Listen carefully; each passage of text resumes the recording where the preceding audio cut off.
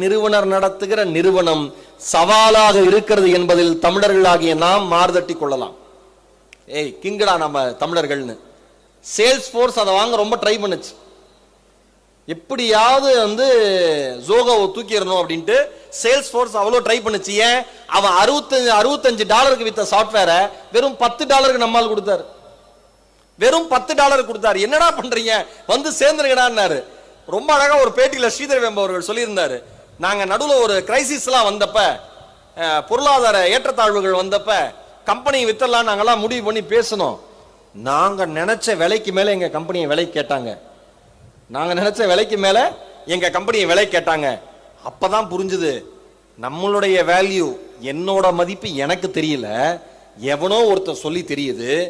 எவனோ ஒருத்தனுக்கு தெரிஞ்ச மதிப்பை நான் பயன்படுத்திக்கலைன்னா நான் சாதாரண ஆளா மாறிடுவேன். இனிமேல் கம்பெனியை விற்கிறதா ஐடியாலே இல்லை, என்ன ஆனாலும் பார்த்துக்கலாம் நினைச்ச ஒரே ஒரு காரணத்துக்காக தான் இன்றைக்கு ஜோகோ நிறுவனத்தை உலகம் முழுக்க இருக்கிற மென்பொருள் நிறுவனங்கள் உற்று பார்த்து கொண்டே இருக்கிறது. விஷயம் அதோட முடியலைங்க. தென்காசியில ஏழை மாணவர்களுக்கு தத்தெடுத்து 18 மாசம் பயிற்சி கொடுத்து வேலை வாங்கி கொடுக்கிறாரு. ரொம்ப அழகா சொன்னாரு, எப்படி ஒரு மனுஷனை நீங்க தேர்ந்தெடுக்கிறீங்க அப்படின்னு கேட்டப்ப ஸ்ரீதர் வேம்பு அவர்கள் ரொம்ப அழகா ஒரு ஸ்டேட்மெண்ட் கொடுத்தாரு. எந்த மனிதனிடமும் எந்த குறையையும் நான் காண்பதில்லை. எந்த மனிதனிடமும் எந்த குறையையும் நான் காண்பதில்லை.